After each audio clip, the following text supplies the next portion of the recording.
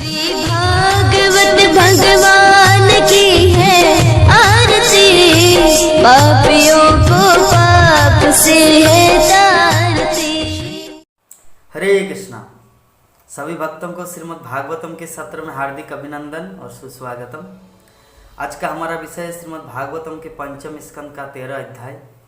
विषय है जड़ भरत और महाराज रहुगण की और आगे वार्ता।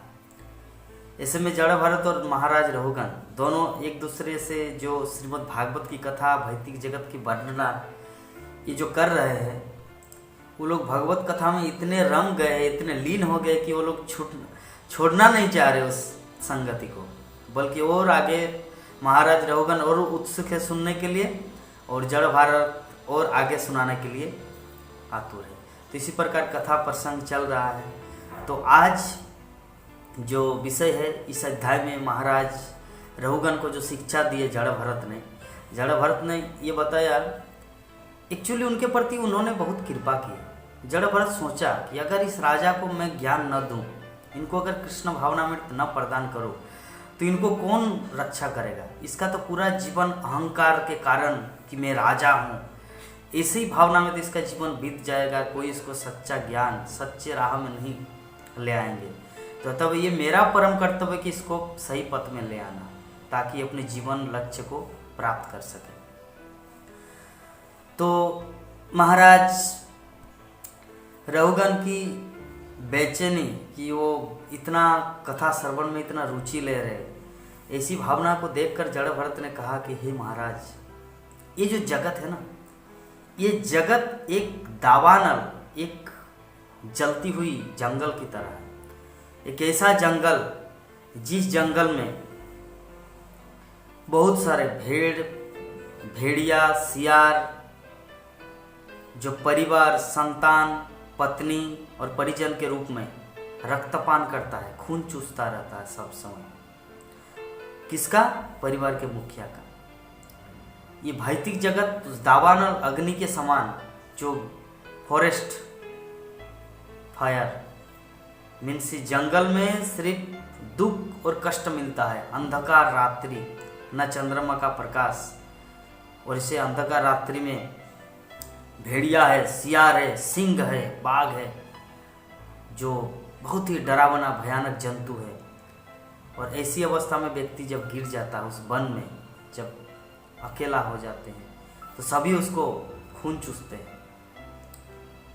तो इस प्रकार जड़ भरत ने महाराज रहुगण को सुंदर एनालिटिकल एग्जाम्पल देकर उनको समझाया कि व्यक्ति जब इस परिवार के बंधन में गिर जाता है, जब आसक्त हो जाता है कि ये मेरे बच्चे हैं, ये मेरी पत्नी है, ये मेरे संतान है, ये मेरे परिजन है, ये मेरे संबंधी, ये मेरे माता पिता, इस संबंध में जो व्यक्ति पूर्ण रूप से लीन हो जाता है, जब अपने आप को संबंध स्थापित कर लेता है उनके साथ, तो वो इस जगत में दुख और सुख दोनों कष्ट उठाता रहता है। और ऐसी अवस्था में वो कभी कभी अपने आप को बहुत सुखी मानता है और कभी कभी दुखी। लेकिन सच्चाई ये कि जगत में जो भी है वो सब दुखी है। तो महाराज रहुगण को बताया कि हे महाराज, कि आप अपने आप को जो ये भौतिक शरीर समझ के रखें कि मैं महाराज हूँ, मैं इस प्रदेश का राजा हूँ, ये मिथ्या अहंकार त्याग करके आप अपने वास्तविक स्थिति में आ जाइए। क्योंकि अगर स्थिति ये अगर नहीं लाएंगे अपने जीवन काल में, तो मृत्यु के समय ये संभव नहीं है ऑटोमेटिक स्वचालित रूप से तुरंत वो भाव लाना।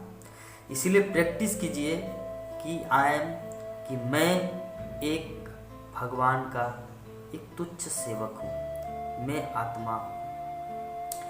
ऐसी भावना में जब आप प्रैक्टिस करेंगे, अपने अभ्यास करेंगे कृष्ण भावनामृत का, तभी आप जीवन के अंत में परफेक्शन, सिद्धि को प्राप्त करेंगे।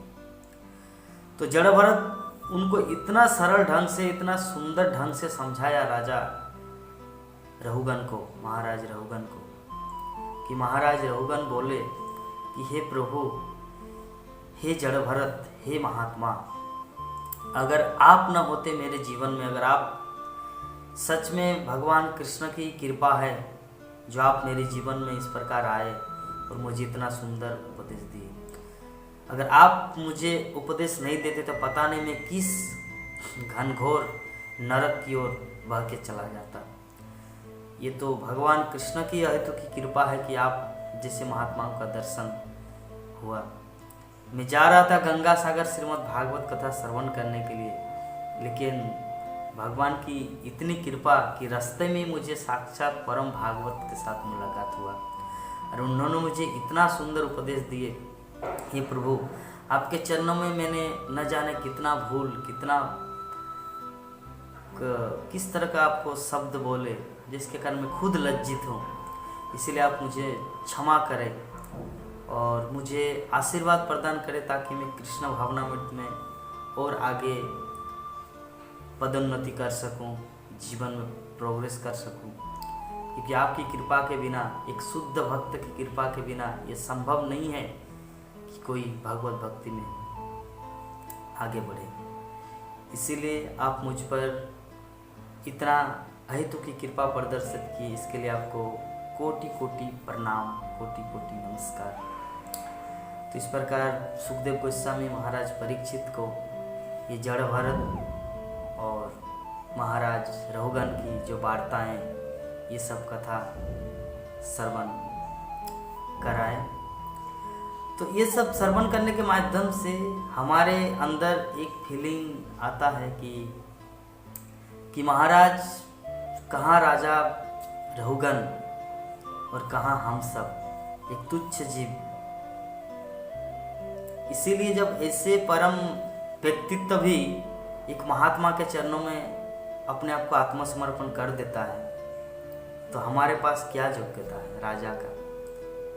वो राजा होकर भी एक महात्मा के चरणों में पूर्ण रूप से डेडिकेट कर दिया और अपने जीवन को सार्थक किया। तो इसीलिए हम सबको भी ये पद्धति को अपनाना चाहिए। हमारे अंदर में जो मिथ्या अहंकार जो पास कर रहे हैं कि मैं अमुक, आई एम ए डॉक्टर, मैं इंजीनियर हूँ, मैं बहुत बड़ा शिक्षक हूँ, मैं बहुत सारे लोगों को संचालित करने की क्षमता है मेरे पास, ये जो भावना। लेकिन सच्चाई वो राजा के सामने क्या है, हमारा हैसियत कुछ भी नहीं। लेकिन फिर भी उन्होंने एक महात्मा के चरणों में अपने आप को डेडिकेट कर दिया। भागवतम में उसका नाम आया क्यों?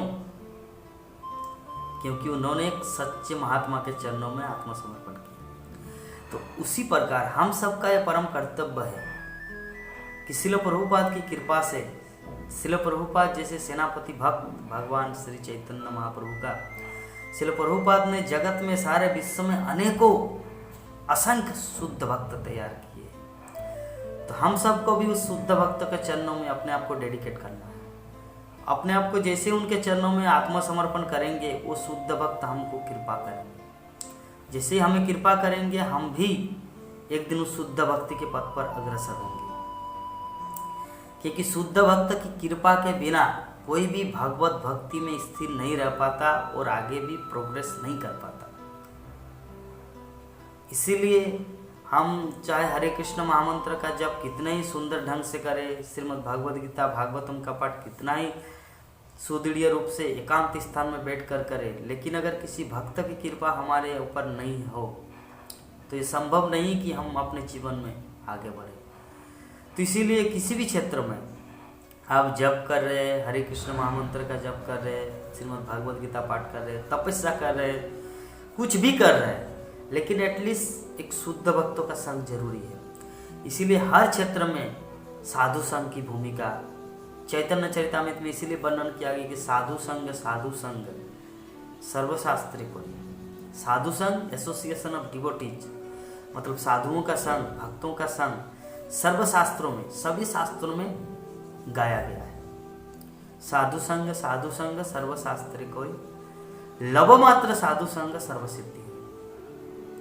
थोड़ा सा भी, 1 मिनट का भी, उससे 1 मिनट तो बहुत ही बड़ा समय है, 1 सेकेंड उससे भी कम, लव जो है ना उससे भी कम है, 1 सेकेंड हो गया, लव उससे भी कम। उस वैसे समय में भी अगर थोड़ा सा भी साधु संग किया जाए सर्व सिद्धि हुई, ऑल परफेक्शन। साधु संग सर्वशास्त्र कोई, लव मात्र साधु संग सर्व सिद्धि हुई। थोड़ा सा भी साधु संग व्यक्ति को महान भय से रक्षा करते हैं। तो इसीलिए हम सबको इस्कॉन के माध्यम से जो महान साधु संघ का लाभ मिल रहा है, हम सबको उसका लाभ उठाना चाहिए। क्योंकि श्रील प्रभुपाद की कृपा से सारे विश्व में जो साधु संघ की व्यवस्था की गई है, इस्कॉन मंदिर, इस्कॉन के भक्तों का, हर जगह इस्कॉन का सेंटर है। अगर किसी कहीं पर इस्कॉन का सेंटर नहीं है, श्रील प्रभुपाद का ग्रंथ पढ़िए, भगवद गीता यथारूप, श्रीमद् भागवतम, वही सच्चा साधु संघ। श्रील प्रभुपाद बोलते हैं कि सत्संग का अर्थ क्या है, what is the meaning of satsang? The association of devotees means sadhu sangh, भक्तों का संघ का अर्थ क्या है? एसोसिएशन ऑफ स्पिरिचुअल नॉलेज, आध्यात्मिक ज्ञान का संघ ही सच्चा साधु संघ होता है। तो इसीलिए हम सबको श्रील प्रभुपाद के ग्रंथों को पढ़ना है, श्रीमद् भागवतम का पाठ करना है, भगवद गीता को अध्ययन करना है, यही हमारा वास्तविक साधु संघ है। तो इस प्रकार हम लोग अपने जीवन को सार्थक करेंगे। हम लोग देख रहे हैं कि जड़ भरत और महाराज रघुगन के जीवन पे किस प्रकार वो लोग एक दूसरे का हेल्प करके आध्यात्मिक सत्संग करके अपने जीवन को सार्थक किया। हमारा भी कर्तव्य है भगवद गीता भागवतम का पाठ करके, भक्तों का संग करके अपने जीवन को सार्थक करना है। आप सबको बहुत बहुत धन्यवाद श्रीमद् भागवत के सत्र में श्रवण करने के लिए, आने के लिए। हरे कृष्ण।